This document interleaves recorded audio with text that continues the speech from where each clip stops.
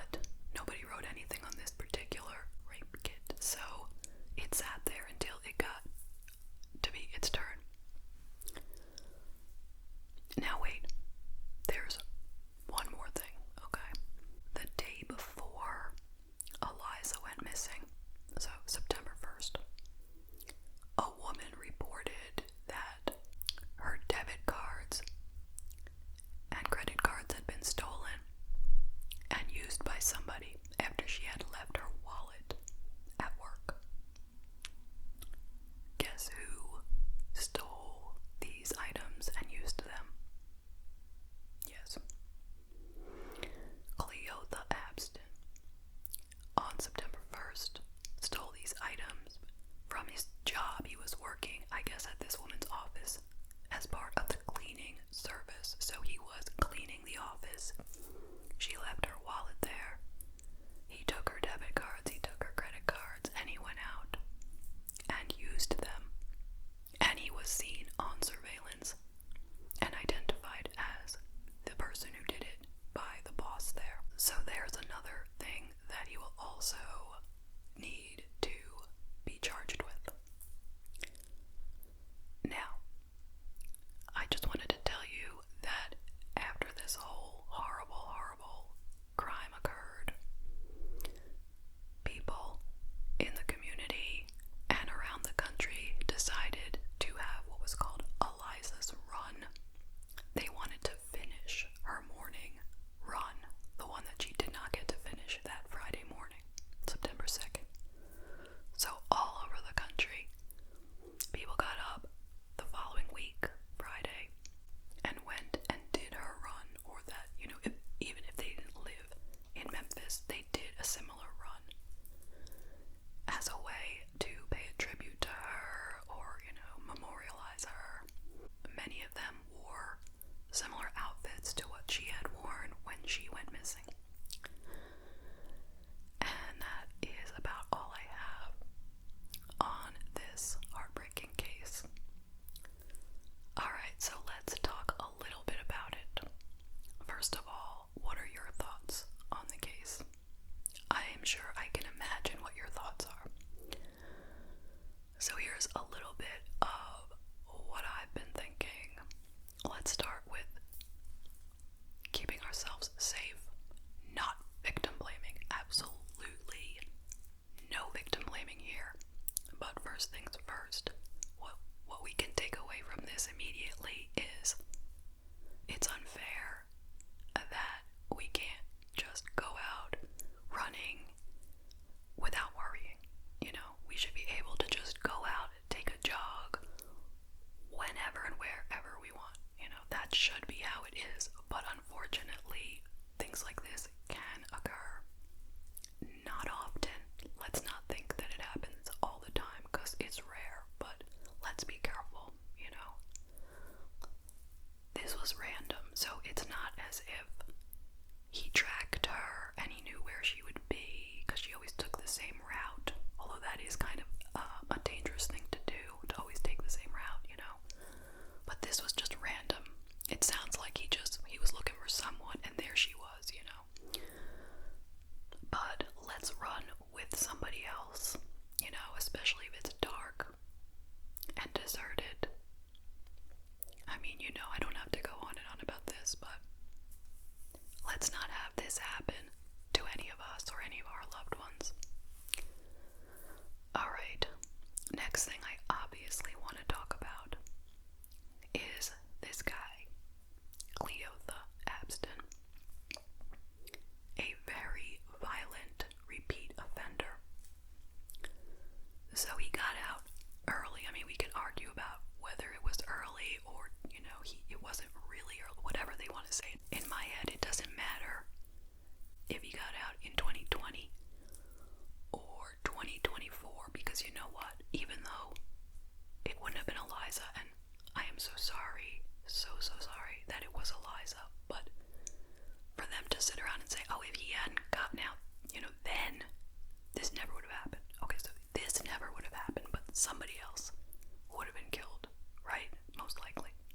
This was a guy who could not exist in society without breaking the laws violently. There needs to be some kind of repeat offender legislation, okay? Something that says if you have committed X number of violent crimes, you get life in prison automatically. A guy like him shouldn't have had an opportunity to have ever gotten out. I don't want to say whatever, he was 11, maybe some bad things happened to him. That's very sad and unfortunate, but this is what he is. This is what he turned into.